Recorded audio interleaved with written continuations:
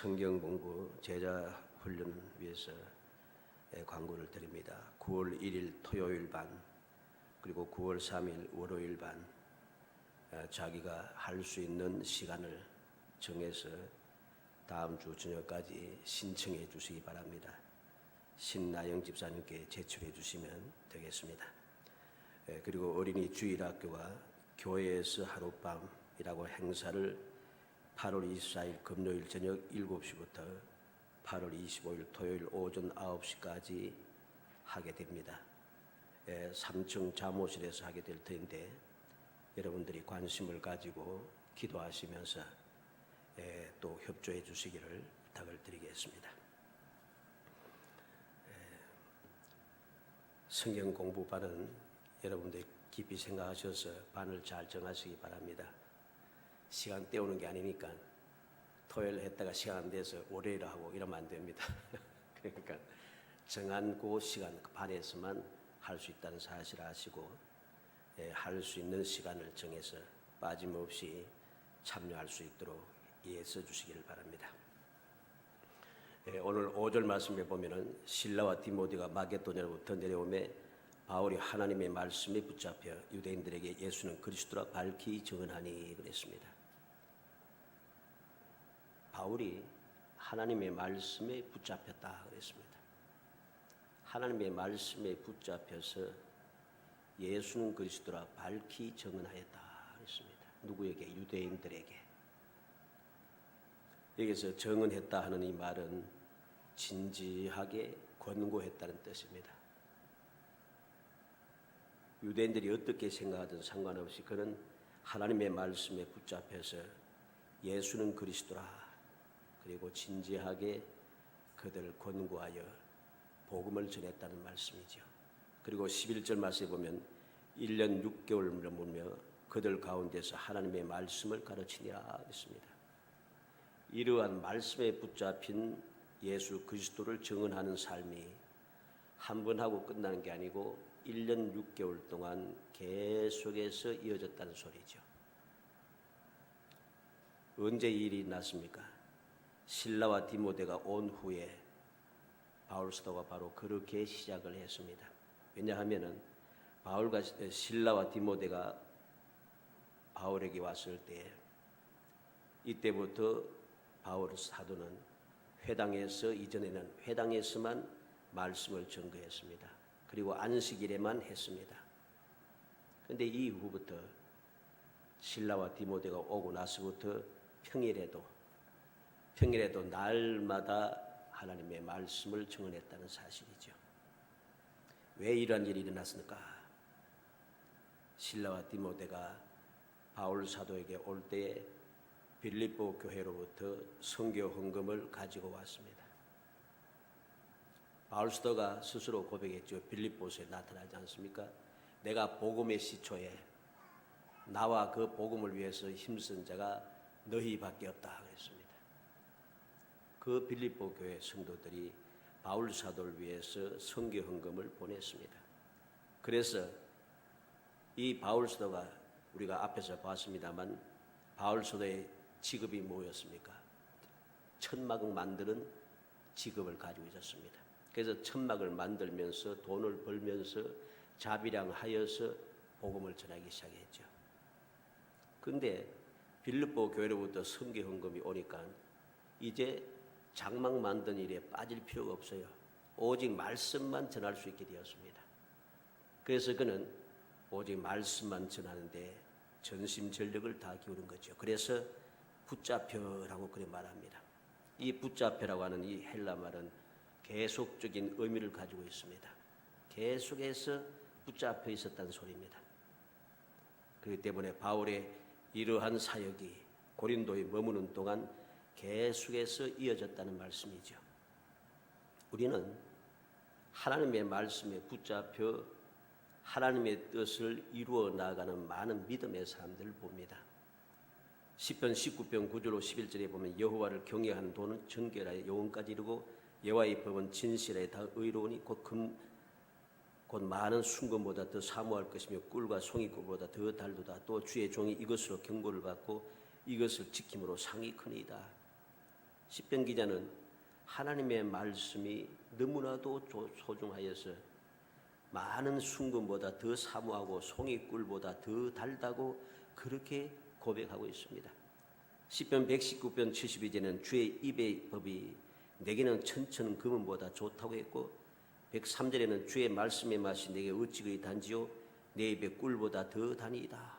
하나님의 말씀이 세상의 순금보다도 더 귀하고 송이꿀보다 더 달달한 것이죠. 그만큼 그들은 하나님의 말씀을 사모한 것입니다. 이 말을 오늘 본문 말씀에 적용시키면 이들이 하나님의 말씀에 붙잡혔다는 소리죠. 하나님의 말씀에 붙잡힌 이유가 무엇입니까? 붙잡힐 수밖에 없는 그러한 그 사실을 그들은 알고 있기 때문입니다. 바울 사도는 예수님을 만나기 전에는 하나님의 말씀에 붙잡혀 살아본 적이 없습니다.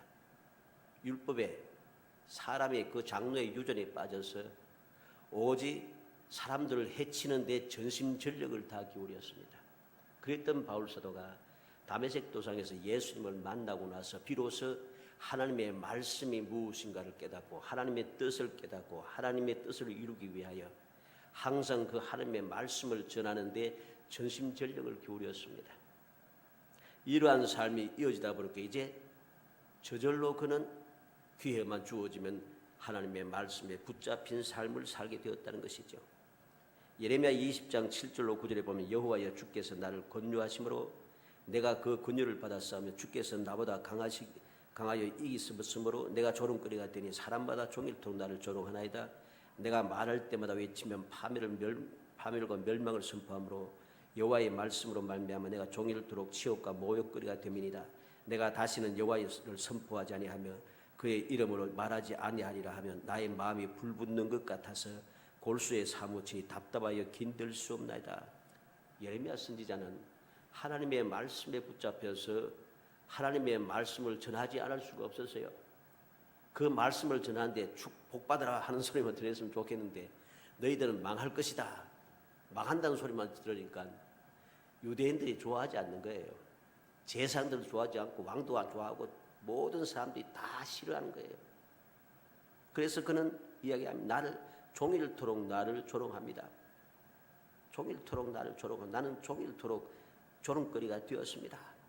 말할 때마다 내가 외치고 파멸과 멸망을 선포하기 때문에 여호와의 말씀으로 말미암아 종일토록 치욕과 모욕거리가 되었습니다. 이게 너무 싫어서 내가 하나님의 말씀에 이제 안전하겠습니다.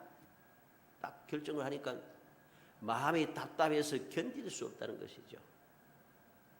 조롱받기 싫어서 미움받기 싫어서 이제는 말씀을 그만 전해야지.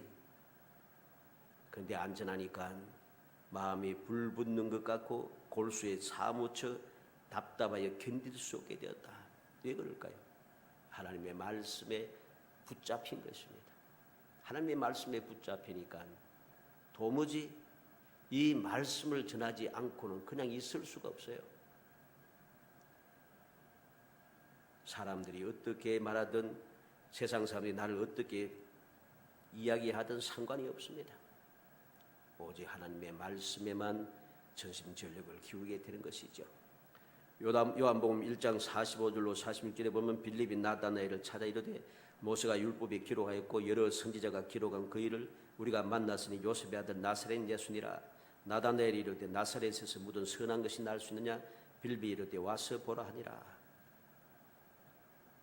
빌립이 예수님을 만나고 나서 예수님의 부름을 받고 나서 그는 당장 친구 나다나엘을 찾아갔습니다. 율법에 기록하고 선지자들이 기록한 거의 즉 다시 말해서 메시아를 만났다는 것입니다. 그는 요셉의 아들 나사렛 예수라고 당당하게 말합니다. 그랬더니 나다나엘이 말하고 있습니다. 나사렛에서 무슨 선한 것이 날 수 있느냐? 이 나다나엘이 도무지 그 말씀을 받아들이지 못해요. 믿을 수가 없다는 것입니다. 자기들도 이 나사렛 지역 다시 말해서 갈릴리 지역에 살고 있으면서 스스로를 낮추고 있다는 것입니다. 얼마나 어리석은 생각입니까? 근데 빌립은 그러한 나다나엘의 의심에 가득 찬 말에 대해서 가타부타 말하지 않습니다. 와서 봐라. 와서 보면 충분하다는 것이죠. 과연 그 말대로 와서 보았더니 예수님을 만난 나다네엘은 당신은 하나님의 아들이시오, 당신은 이스라엘의 임금이로소이다 고백하게 되었다는 것입니다. 말씀에 사로잡힌 것이죠. 사도행전 4장 20절에도 보면 우리는 보고 들은 것을 말하지 아니할 수 없다 그랬습니다. 모든 공회가 일어나서 제 아들을 경고합니다. 도무지 예수의 이름으로 말하지도 말고 가르치도 말라고 경고했습니다. 협박을 했습니다. 근데 사도들은 우리는 보고 들은 것을 말하지 않을 수 없다. 아무리 협박을 받아도 생명의 위협을 느껴도 절대로 그들은 말하는 것을 멈출 수가 없어요. 왜? 하나님의 말씀에 붙잡혔다는 것이죠. 사도행전 9장 22절에는 사울은 힘을 얻어 예수를 그리스도라 증언하여 다메섹에 사는 유대인들을 당혹하게 하니라. 이 사울이 다메섹 도상에서 예수님을 만나고 나서 이제 안수를 받고 눈을 뜨고 난다 세례를 받은 다음부터 말씀을 전하기 시작합니다. 예수는 그리스도라 전하기 시작합니다. 이렇게 증거하기 시작하니 다메섹에 사는 유대인들이 당혹하겠습니다. 21절에 보면 이 이름을 부르는 사람을 멸하려 하는 자가 아니냐. 23절에는 유대인들이 사울을 죽이기로 공모했다고 했고 24절에는 그들이 그를 죽이려고 밤낮으로 성문까지 지키거늘 그랬습니다. 아무리 위협을 가하고 죽이려고 기다리고 또 기다리고 있어도 모든 사람들이 저가 멸하려고 했던 그 복음을 전하고 있구나 전부 다 당혹하게 여겨도 아무런 상관없이 그런 예수는 그리스도라고 증언하기를 게을리하지 않습니다. 어떻게 그랬습니까? 주님의 말씀에 붙잡혔던 것입니다.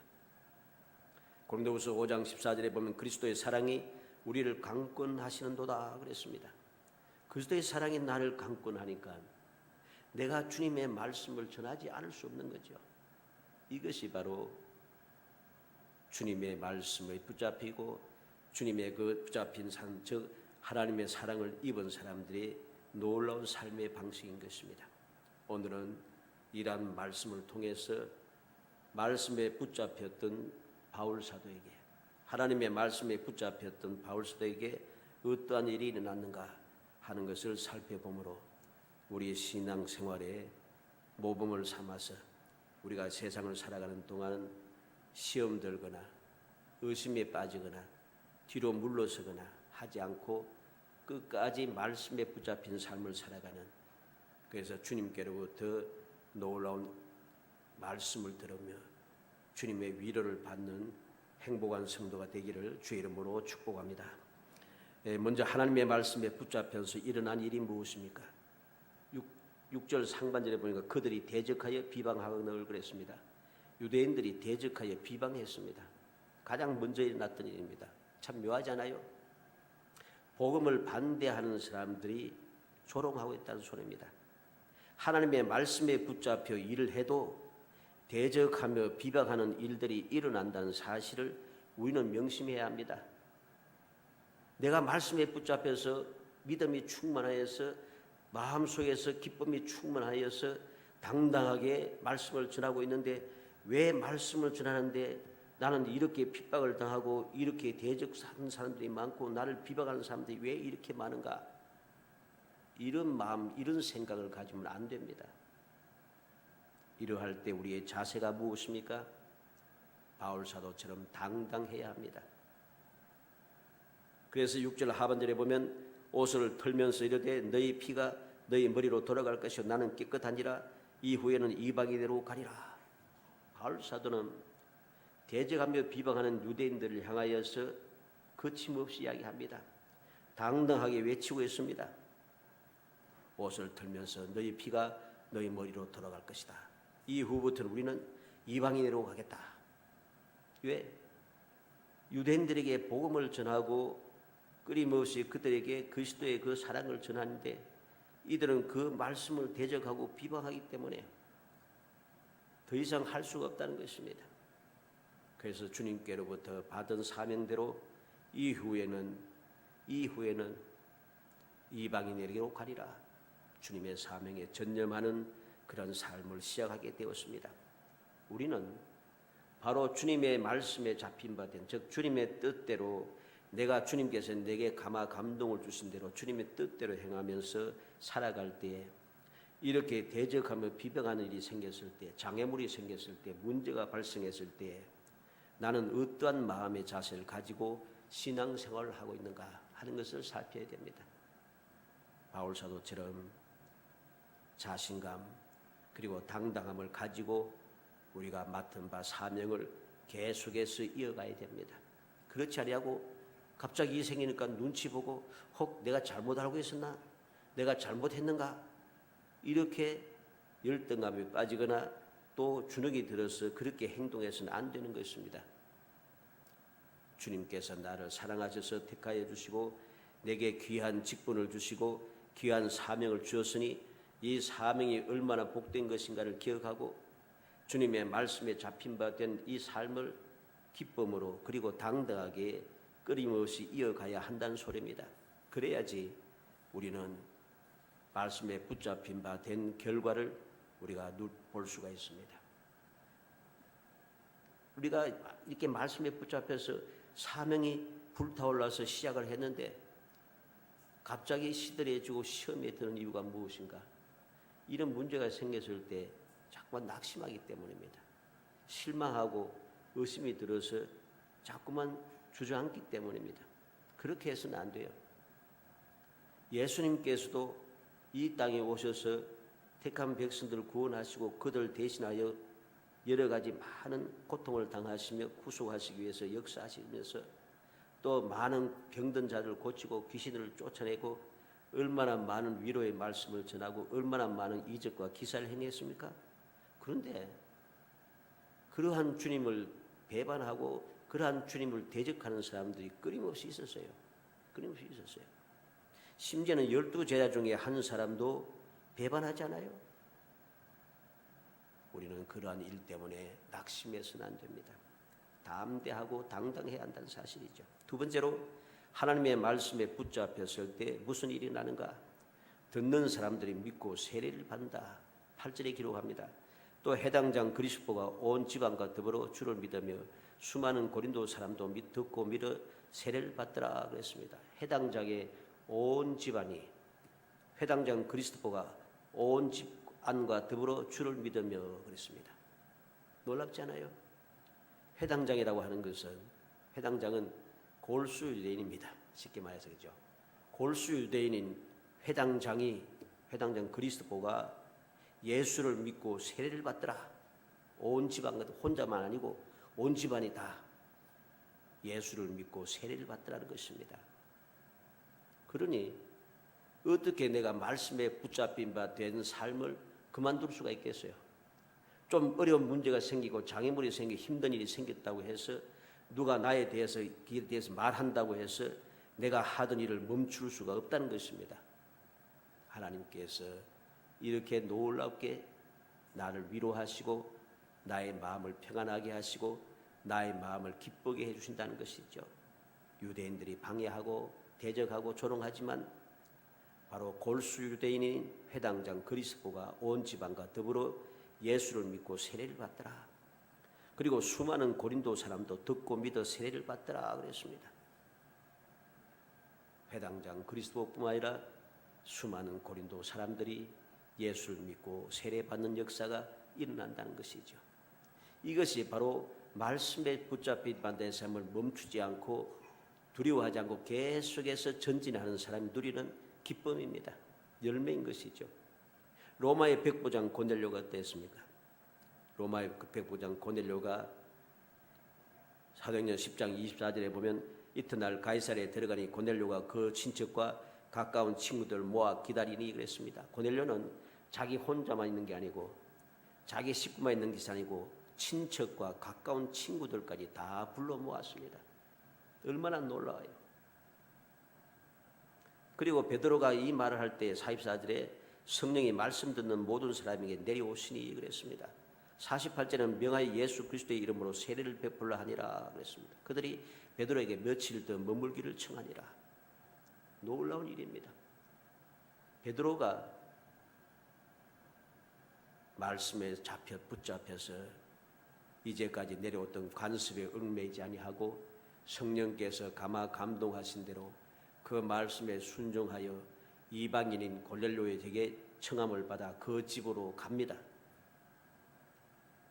말씀에 붙잡혀서 제 생각대로, 자기 생각대로 유대인들의 관습에 얽매여서 행동하지 않고 말씀에 붙잡혀서 움직이니까 이방 사람 로마의 백부장 고넬료와 그 친척과 가까운 친구들이 예수를 믿고 세례를 받는, 더 나아가서 이방인 최초로 성령 충만을 받는 놀라운 기적의 역사가 나타나더라는 것이죠. 이러한 역사를 바라보니 어떻게 말씀에 붙잡힌 바 된 삶을 멈출 수가 있겠어요? 멈출 수가 없습니다. 빌립보 감옥의 간수를 우리는 봅니다.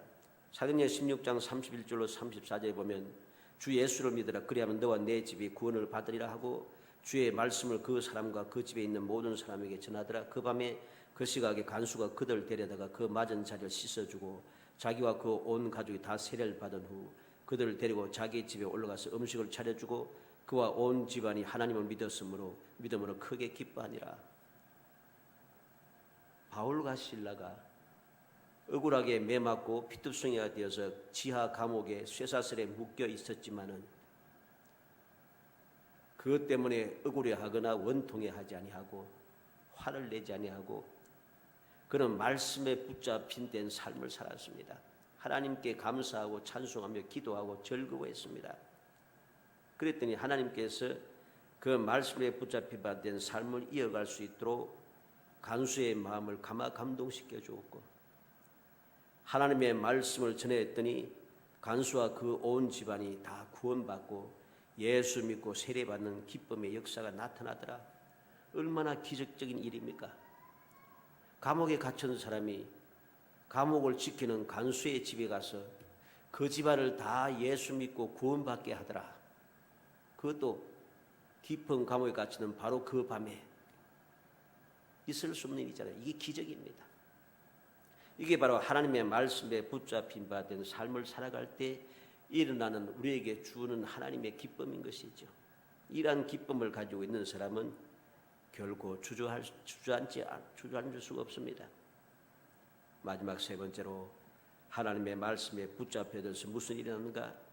주님의 위로와 격려의 말씀을 듣게 됩니다. 오늘 본문 말씀 9절 10절 읽어봅니다. 9절 10절 읽습니다.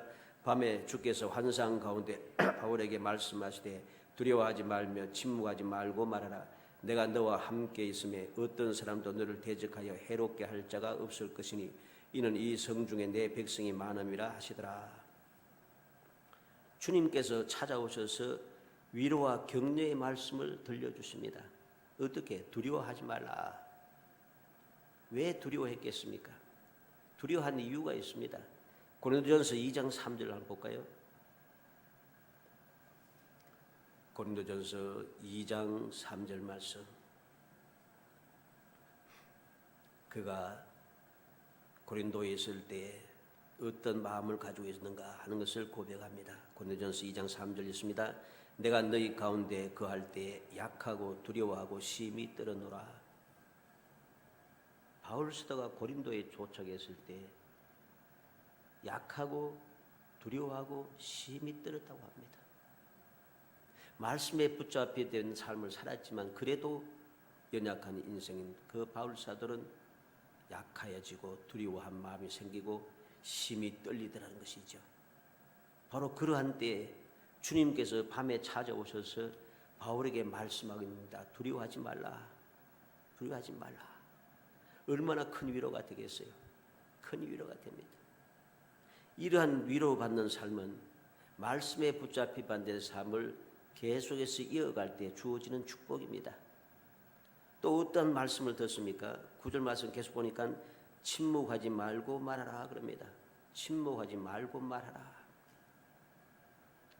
사도행전 5장 18절로 20절에 보면 사도들을 잡아다가 옥에 가두었더니 주의 사자가 밤에 옥문을 열고 끌어내어 이르되 가서 성전에 서서 이 생명의 말씀을 다 백성에게 말하라 하며 21절에 보면 새벽에 성전에 들어가서 가르치더니 그랬습니다. 공회에서 제 아들을 감옥에 가두었습니다. 감옥에 가두었더니 하나님께서 천사를 보내셔서 그들을 다시금 이끌어냈습니다. 이끌어내서 하는 말이 무엇입니까? 성전에 서서 이 생명의 말씀을 다 백성에게 말하라.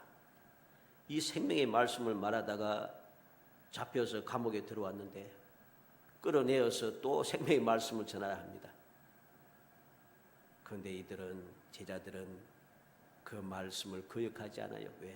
말씀에 붙잡혔기 때문입니다. 말씀에 붙잡혀서 주님의 말씀, 위로의 말씀을 듣고 격려의 말씀을 들었으니 그 말씀대로 행하지 않을 수가 없는 거예요. 그래서 새벽인데도 밤에 감옥에 있다가 나와서 새벽이 되었는데 새벽에 성전에 누가 많이 있겠어요? 그런데 새벽에 성전에 가서 말씀을 전하기 시작한다는 것이죠. 이게 바로 말씀에 잡힌 바 된 사람들의 삶의 모습입니다. 또 무슨 일이 있었습니까? 10절에 보면 내가 너와 함께 있다 그랬습니다. 내가 너와 함께 있음에 그랬습니다. 주님께서 함께 있다고 하십니다. 주님이 함께 있다고 하시다. 주님께서 함께 있다고 하는 이 약속은 변함이 없습니다. 내가 어떤 상황에 놓이든지 내 환경이 어떻게 변하는지 상관없이 한번 주님께서 함께 있다고 약속하신 그 약속은 변하지가 않아요. 그래서 두려워하고 있는 이 고린도에서도 두려워하지 말라고 내가 너와 함께 있다고 찾아오셔서 말씀해 주시는 겁니다. 내가 이렇게 내 옆에 있지 않느냐? 겁내지 말라는 것이죠. 침묵하지 말고 말하는 것입니다. 창세기 28장 15절에 보면 내가 너와 함께해서 내가 어디로 가든지 너를 지키며 너를 이끌어 이 땅으로 돌아오게 할지라 내가 네게 허락한 것을 다 이루기까지 너를 떠나지 아니하리라. 하나님께서 야곱에게 나타나셔서 너 허락한 것을 다 이루기까지 너를 떠나지 않겠다 했습니다. 너와 함께해서 어디로 가든지 너와 지키며 너를 이끌어 이 땅으로 돌아오게 할 것이다. 과연 이 약속하신 말씀대로 하나님께서는 이 야곱을 떠나지 않았어요. 야곱이 어디에 있든지 항상 하나님께서는 야곱과 함께 하셨습니다. 외삼촌 라반의 집에서 여러 가지 많은 어려움을 당할 때마다 하나님께서는 야곱에게 환상을 보여주시면서 내가 함께 있다고 그에게 확실하게 보여주더라는 것이죠. 모든 상황을 보여주면서 이 모든 것이 내가 너에게 준다고 말씀하시는 그 기적의 역사를 우리는 보게 됩니다. 그리고 더 이상 있을 수 없게 되었을 때에 주님께서 친히 말씀하십니다. 이제 고향 땅으로 돌아가라. 아버지 집으로 돌아가라. 함께 하신 하나님께서 어디에 있든지 함께하여 약속한 것을 다 이루고 너를 떠나지 않겠다. 다시금 돌아오게 하겠다. 하신 대로 함께 하시더라는 것이죠. 요수아 1장 5절은 내 평생에 너를 능히 대적할 자 없으리니 내가 모세와 함께 있었던 같이 너와 함께 있을 것입니다. 내가 너를 떠나지 아니하며 버리지 아니하리니 6절에는 강하고 담대하라고 했습니다. 요수아가 처음 출발할 때, 지도자로서의 처음 출발할 때에 하나님께서 그에게 약속한 것이죠. 항상 함께 있다는 것이죠. 너를 떠나지 않으며 버리지 않겠다고 말씀합니다. 이 말씀 믿은 요수아는 담대하게 이스라엘 백성들을 요단강을 넘어 이끌어내고 여리고성을 무너뜨리며 전진하고 여러 가지 문제가 발생했음에도 불구하고 아이성을 무너뜨리고 가나안 땅을 점령하기 시작하더라는 것입니다. 어떻게? 하나님께서 함께 하셨기 때문입니다. 약속하신 말씀이 변함없이 계속해서 실천이 되었다는 것이요. 시때때로 문제가 있을 때마다 두려움이 생길 때마다 하나님께서 나타나셔서 그에게 말씀해 주셨습니다. 아이성에 실패했을 때에 요단강을 건널 때에도 여리고성을 무너뜨릴 때도 하나님께서 그에게 말씀하셨고 그가 실패하여서 아이성에 실패했을 때도 하나님께서 그에게 나타나서 말씀하셨고 그 후에 모든 가난 정복 기간 동안도 하나님께서 그와 항상 함께하면서 그들을 그에게 말씀해 주었습니다. 이 약속은 변하지 않는다는 것이죠. 예레미야 1장 7절로 8절 말씀 한번 찾아봅시다. 구약성경 예레미야서 1장 7절 8절. 예레미야 1장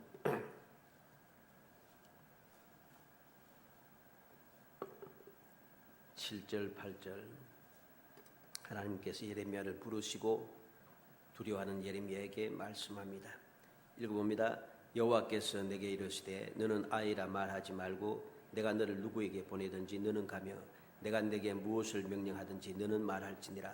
너는 그들 때문에 두려워하지 말라. 내가 너와 함께하여 너를 구원하리라. 나 여호와의 말이니라 하시고. 나는 아이라 말할 줄을 모릅니다. 근데 하나님께서는 그렇게 말하지 말라. 내가 너를 누구에게 보내든지 너는 가라. 무엇을 명령하든지 너는 말하라. 그들 때문에 두려워하지 말라. 내가 너와 함께 너를 구원하리라. 하나님께서 예레미야에게 약속하셨고 예레미야에게 약속하신 대로 하나님께서는 예레미야와 함께하며 그를 지키고 보호해 주셨습니다. 얼마나 놀라운 일입니까?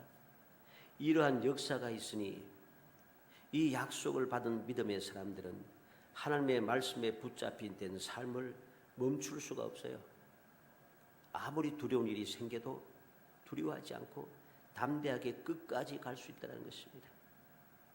또 말씀에 붙잡혀서 계속 행할 때 무슨 일이 났습니까? 10절 말씀 끝에 보면은 너를 대적하여 해롭게 할 자가 없다고 합니다. 너를 대적하여 해롭게 할 자가 없다. 누가복음 21장 17절을 한번 보겠습니다. 누가복음 21장 17절 18절. 누가복음 21장 17절 18절 읽어봅니다. 또 너희가 내 이름으로 말미암아 모든 사람에게 미움을 받을 것이나 너희 머리털 하나도 상하지 아니하리라. 우리는 알아야 됩니다. 주님께서 약속해 주었습니다. 주님의 이름 때문에 모든 사람들에게 미움을 받겠지만은 머리털 하나도 상하지 아니하리라. 언제? 말씀에 붙잡힌 뱉는 삶을 살아갈 때. 그렇다고 해서 주님의 말씀을 전하고 주님의 그 사명을 감당한 사람들이 해를 받지 않고 죽지 않는다는 것은 아닙니다. 언제? 주님의 말씀에 붙잡힌 바 되어서 사명을 감당할 때는 상하지 않는다는 소리입니다. 머리털도 상하지 않는다는 것입니다. 이 사실을 믿고 이 놀라운 약속을 믿으니까 두려워하지 않고 아무리 힘들고 어려운 일이 생겨도 세상 사람들이 두려워할 수밖에 없는 그러한 극심한 문제가 생겨도 걱정 없이 계속해서 말씀을 전하는 것입니다. 우리가 앞서 봤듯이 바울 사도가 내가 너희 가운데 거할 때 약하고 두려워하고 심히 떨었다고 합니다. 약하고 두려워하고 심히 떠는 가운데 있었지만은 주님의 이 약속의 말씀, 위로의 말씀, 격려의 말씀을 듣고 보니까 이 두려움, 떨림, 이 약함 이것을 그냥 그대로 가지고 주저앉아 있을 수가 없어요. 주님의 위로의 말씀, 격려의 말씀을 듣고 보니까 저절로 약한 사람이 강하여집니다. 두려웠던 마음이 사라지고 평안해집니다. 떨리던 마음이 든든히 서서 당당해집니다. 그래서 그는 하나님의 말씀을 끝까지 전하고 또 전하되 언제까지 1년 6개월 동안 계속해서 날마다 복음을 전하기 시작하는 것이죠.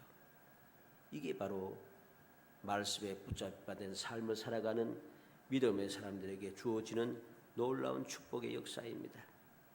우리가 기억해야겠습니다. 내가 말씀에 붙잡혀 된 삶을 살게 되면은 주님 내게 맡겨진 사명을 감당하는 동안에는 결코 내가 해를 당하지 않는다는 것, 이란 사실을 내가 믿지 못하고 자꾸만 인간적인 생각에 사로잡혀서 또 약하여지고 두려워하여지고 심히 뜨는 마음이 생겨서 자꾸만 주저하게 되고 물러서게 되고 뒤돌아보게 되고 좌우로 살피게 되면 문제가 발생하는 거예요. 그때 신앙생활에 문제가 발생하고 주님 맡겨주신 사명을 감당하는 데 심각한 일이 생기기 시작합니다. 그래서 우리는 절망하게 되고 실패하게 되는 것이죠. 우리가 알아야 되겠습니다. 주님의 약속은 영원불변이라 약속의 말씀을 믿고 담대히 나아가는 자들은 결코 잘못되는 법이 없습니다. 우리가 신구약을 통틀어서 하나님의 말씀에 순종하여 그 뜻을 이루어 나가던 사람들이 얼마나 많은 고난과 고통과 환난을 당했습니까? 목숨의 위험한 지금까지 많이 당함에도 불구하고 그는 하나님만 믿고 그 뜻을 이루기 위해서 끝까지 나아갑니다. 그랬더니 하나님께서 그들을 항상 지키고 보호하시고 그리고 마침내 복을 받게 하시더라는 거죠. 이게 주님께서 말씀을 통해 우리에게 주신 축복입니다. 약속이 있대. 이 약속 우리는 마음속에 새기고 새겨야 됩니다. 이 믿음을 간직하지 못하면은 우리가 믿음의 생활을 이어가지 못하고 믿음의 생활을 이어가지 못하니까 주님께서 내게 주신 사명을 감당하지 못합니다. 감당하지 못하고 처음에 시작했다가 자꾸만 무너지는 거예요. 자꾸만 시들어지기 시작하는 겁니다. 좋은 마음으로 시작했다가 이게 그만 좋은 마음이 조그만 문제 생기니까 그만 시들을 해가지고선 시험에 들어가지고선 그만두고 이런 삶이 계속해서 이어지는 거예요. 평생 세상을 살아가는 동안에 주님 앞에 서는 순간까지 이 삶이 계속 되는 거예요. 갑자기 하나님의 은혜가 임하여서 내가 마음이 기쁘고 즐거워서 자원하면 말고 시작하다가 조그만 문제가 생기니까 낙심이 돼 시험이 또 드는 거야. 시험이 들어서 또 주저앉게 되고 물러서게 되고 그러다가 또 어느 순간 또 다시금 마음을 작정하고 일어나서 기도하고 열심히 하려고 하다 보면 하나님께서 또 은혜를 주십니다. 성령께서 내 마음을 감동하십니다. 그래서 또 시작하려고 좋은 마음과 시작했는데 또 아니나 다를까 또 문제가 또 생기는 거예요. 그게 또 주저앉는 거죠. 이 문제를 이기기 위해서는 처음에 내가 언제든지 시작을 할 때에 결사각오를 가져야 됩니다. 그래서 내가 지금 하다가 문제가 생겨서 망해도 좋다, 죽어도 좋다 하는 결사각오를 가져야 돼요. 한번 그 결단의 시간을 넘어가지 않으면은 우리가 앞으로 전진을 하지 못해요. 전진하지 못해서 자꾸만 주저앉아요. 항상 제자리예요. 수십 년을 가도 항상 제자리예요. 우리가 그런 삶을 계속하다 보면은 결국은 내가 안 하기 때문에 내가 못하기 때문에 하나님께서 일을 안 하실 것 같지만은 하나님께서는 다른 방도를 통해 다른 사람을 통해서 반드시 일을 하십니다. 그래서 하나님의 영광을 받으시고 하나님의 뜻을 이 땅에 이루어내시는 것이죠. 중요한 것은 내게 주시는 그 기회를 내가 올바르게 믿음으로 결단을 내고 결사가로를 가지고서 행하지 못하므로 내가 받아야 할 것을 받지 못하는 것, 이것만큼 슬프고 이것만큼 서글픈 일은 답답한 일은 없는 것입니다. 불행한 일은 없다는 소리입니다. 우리가 이 사실을 오늘 말씀을 통해서 다시 한번 마음에 새기겠습니다. 바울 사도가 말씀에 붙잡혀 끝까지 나아가니까 비록 말씀에 붙잡혀 살아가는 삶 동안에 대적하고 비방하는 일이 있어도 두려워하지 않고 나아가고 그러할 때 듣는 사람들이 믿고 세례받는 역사가 일어나고 또 주님의 위로와 격려의 말씀을 듣게 되는 놀라운 행복함을 누리게 된다는 사실이죠. 하나님의 사랑의 손길이 함께하고 하나님의 약속의 말씀의 역사가 우리에게 나타나는 것이죠. 그래서 이러한 역사가 있기 때문에 이러한 약속이 있기 때문에 믿음의 사람들은 항상 담대하게 힘들고 어려움이 있어도 내게 능력 주신 자 안에서 모든 것을 할 수 있다고 믿음의 선포를 할 수 있게 됩니다. 내가 무엇인지 할 수 있는 게 아니고 내게 능력 주신 자 안에서 항상 명심해야 됩니다. 내가 믿음이고 능력에서 하는 게 아니고 내게 능력 주시는 자 안에서 항상 명심해야 돼요. 능력의 근원이 어디인가를 알아야 한다는 소리입니다. 그렇게 믿음의 선포, 하나님의 약속의 말씀에 근거하여 내게 약속하신 하나님, 전지전능하신 하나님의 약속에 근거하여 내가 믿음의 선포를 하고 말씀대로 행하기 위해서 열심을 행하여 나갈 때에 주님께서는 약속하신 대로 우리에게 이루어지고 그 믿음의 선포가 역사가 나타나므로 우리가 모든 사람 앞에 하나님의 영광을 드러낼 수 있게 되고 우리의 삶이 행복한 삶을 이어갈 수 있게 된다는 것입니다. 간절히 소원합니다. 우리 모든 성도들이 이 바울 사도처럼 하나님의 말씀에 붙잡히는 성도가 되기를 주의 이름으로 축복합니다. 붙잡히는 삶을 멈추지 말고 문제가 좀 생겼다고 해서 멈추지 말고 담대하게 끝까지 나아가서 하나님께서 어떤 역사를 이루시는지 체험을 하고 능력을 체험한다는 소리 체험을 하고 그리고 체험할 때 그 두려운 마음이 또 혹 생겨도 주님께서 찾아오셔서 나를 위로하는 그 위로의 말씀을 들으면서 과연 하나님의 약속은 반드시 이루어지는구나 하는, 약할 때 강하여지고 두려워할 때 더욱더 담대하여지고 심히 뜰 때 더 당당하여지는, 나의 약한 것을 자랑한다고 외쳤던 바울 사도처럼 여러분들의 삶 속에 끊임없이 믿음의 선포가 일어나고 믿음의 역사가 일어나는 행복한 성도가 되기를 주의 이름으로 축원합니다. 은혜 감사합니다. 사랑하여 주어서 택하여 복된 자녀 되게 하심을 감사합니다. 저희들에게 직분을 주시고 저희들에게 사명을 주심을 감사합니다. 저희들로 하여금 말씀에 잡힌 바 된 삶을 살 수 있는 기회를 허락하심을 감사합니다. 이 놀라운 축복의 기회를 주어서오니 이 기회를 결코 놓치지 않게 하소서. 결코 세상의 헛된 일과 세상의 어리석은 생각에 사로잡혀서 이 기회를 스스로 저버리는 우매한 자가 되지 않도록 성령께서 감동하시고 능력의 장중에 붙들어 주시고 끊임없이 일깨워 주시기를 원합니다. 힘을 다하게 하여 주옵소서.